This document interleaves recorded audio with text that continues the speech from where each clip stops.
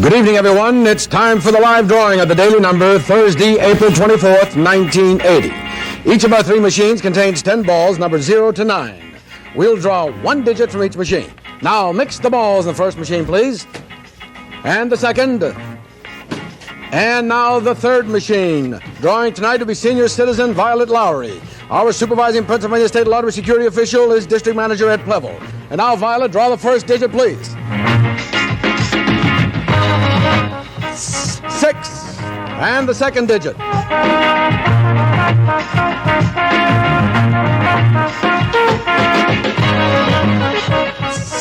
And now the third digit.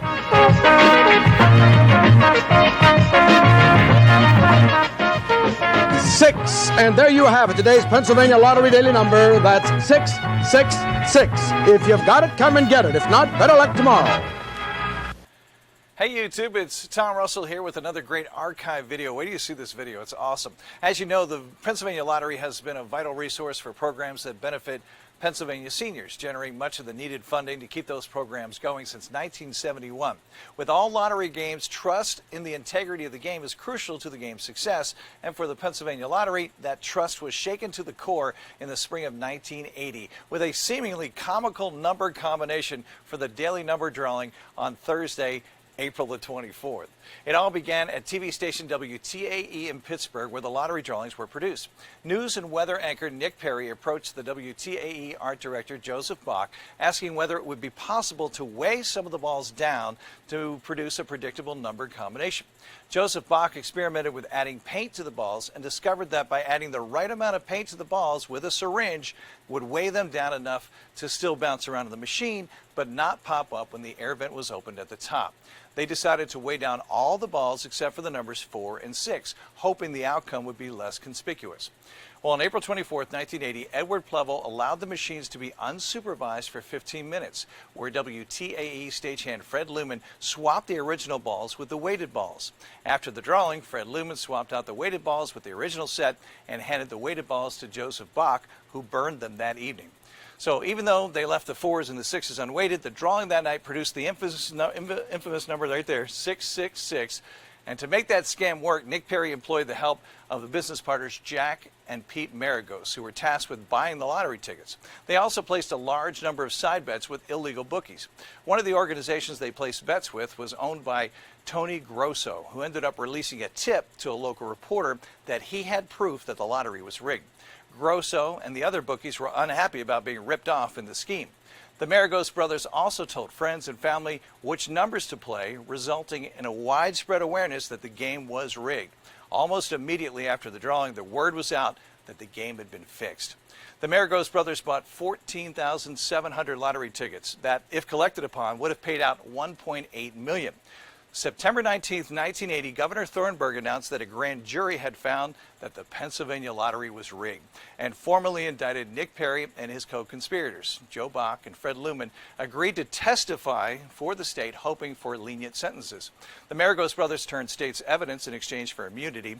Nick Perry and Edward Plevel insisted on a trial. So on May 11, 1981, the trial began for Nick Perry and Edward Plevel at the Dauphin County Courthouse. 10 days later, the jury found both Edward Plevel and Nick Perry guilty of rigging the Pennsylvania State Lottery. So Edward Plevel received a sentence of 2 to 7 years in state prison. He was fined $1,000 in order to pay $2,000 in restitution. Nick Perry was sentenced to 3 to 7 years in state prison, fined $3,000 in order to pay $35,000 in restitution. Edward Plevel served 2 years in prison, and Nick Perry served 2 years at the Camp Hill State Correctional Facility and later spent a year at a halfway house in Pittsburgh. He remained on parole until 1988. Till his death in 2003, Perry never admitted any role in the scandal. Now, the footage you're about to see is unedited news footage. There's a whole lot of it, so take a gander. Enjoy. Lottery on April 24th, 1980. The grand jury says Plevel was the inside man. The 666 number resulted in a record $3.5 million payoff, and officials say Perry masterminded the scheme. The greater part of the first day of the trial was spent selecting the jury. There were 175 potential jurors, and narrowing that down to 12 people was somewhat difficult because of all the media attention that the trial has received. The prosecuting attorney is Henry Barr. Well, it may be difficult to find people that haven't heard something about this case, but what's important is to find people who can lay aside whatever preconceived feelings they have and judge this case solely upon the evidence that's presented in the courtroom. A jury of 7 women and 5 men was eventually selected, and in his opening arguments, Barr told the jury that if the lottery hadn't been rigged, the chances of the same number coming up 3 times in one drawing were 1,000 to 1. Barr said the ping pong balls were fixed. The defendant's lawyers decided not to make their opening arguments on the first day. Barr says he plans to call 30 witnesses during the trial, which is expected to last 2 weeks. If convicted on all charges, Perry could get 61 years in jail. Plevel could receive 31 years. Willard Shepard, News 21. The verdict was announced in Judge William Lipsett's courtroom after the jury deliberated for almost 7 hours. Perry was found guilty on all 9 charges, including rigging a public contest, theft by deception, and perjury. Plevel sat with his lawyer as the verdict was read. He was found guilty on 6 of the 7 charges against him. Plevel was the Lottery Bureau official on April 24, 1980, when the 666 number was drawn. Those involved in the scheme held tickets worth $1 million. Tom Livingston is Nick Perry's lawyer. After coming out of the courtroom, he said he plans to appeal because the case should not have been held in Dauphin County Court.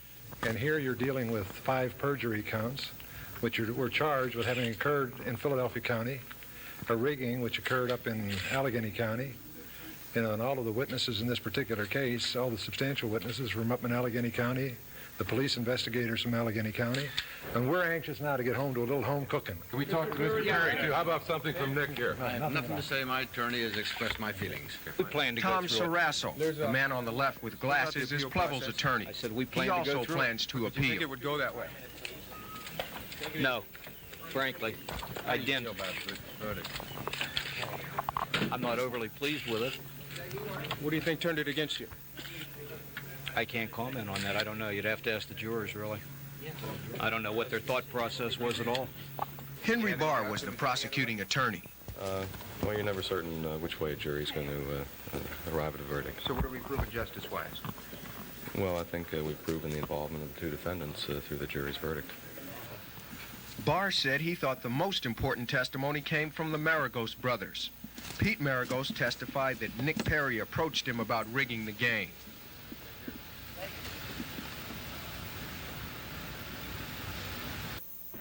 At a Capitol News conference, Governor Dick Thornburgh ordered 9 new security measures put into effect to prevent another lottery drawing fix like the one that occurred April 24th of 1980. Among the changes, moving the site of the production of the lottery drawing from Pittsburgh to Harrisburg. It was at Pittsburgh TV station WTAE where the drawing had been rigged.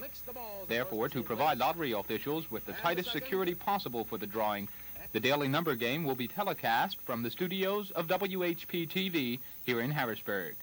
That this is no reflection adversely on the conduct of the drawings by WTAE-TV in Pittsburgh.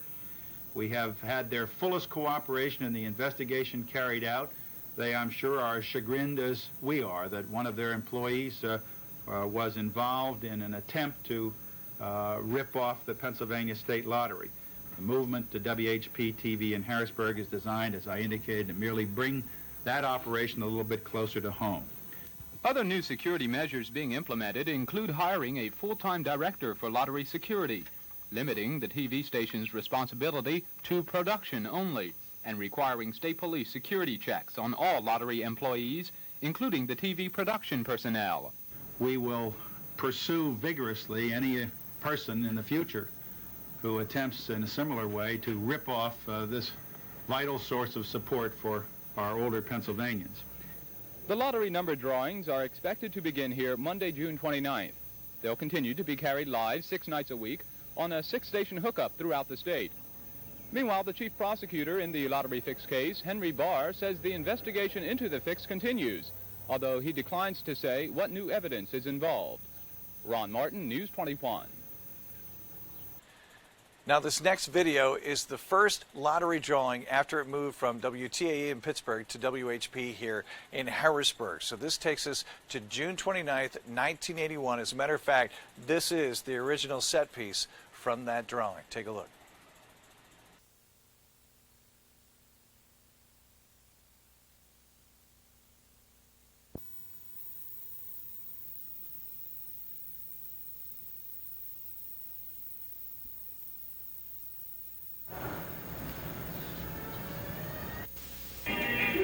Good evening. It's time for the live drawing of the daily number, Monday, June 29, 1981. Each of our 3 machines contains 10 balls, numbered 0 to 9. We'll draw 1 digit from each machine. Now mix the balls in the first machine, the second, the third.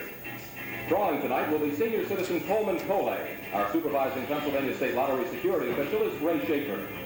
Now, Coleman, draw the first digit, please. A 1. The second digit. A 5. The third digit.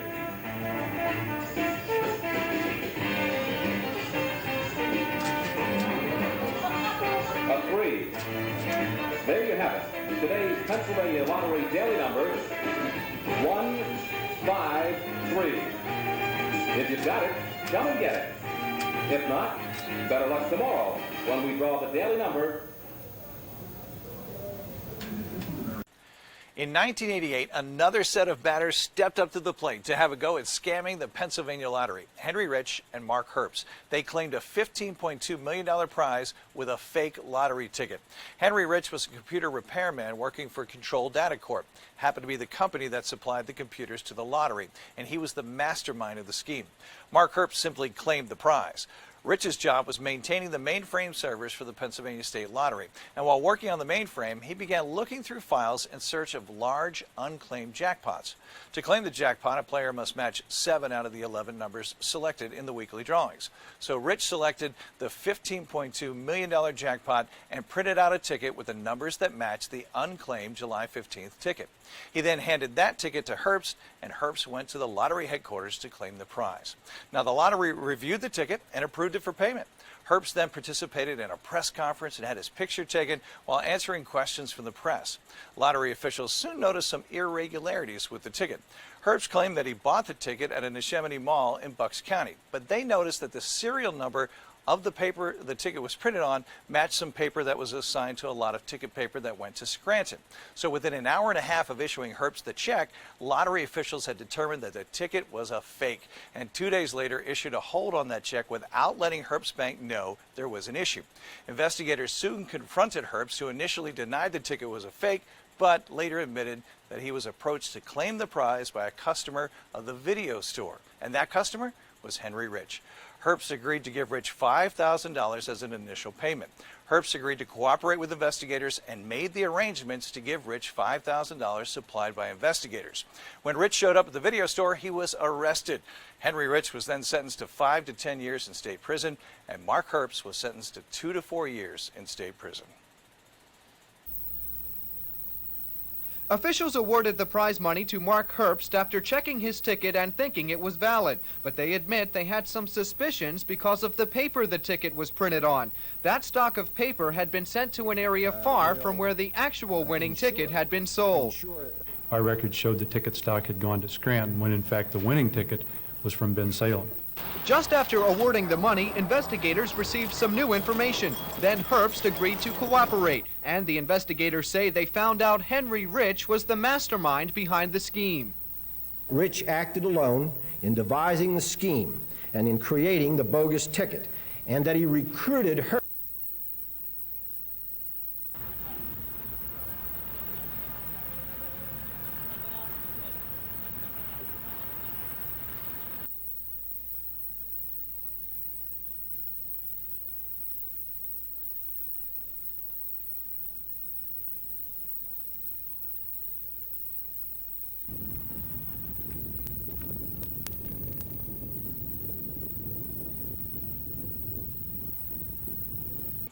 Hey, if you like these videos you're seeing, please comment below. Make sure you hit subscribe. Spread the word. We love sharing them with you as well. So thanks for watching and keep checking them out.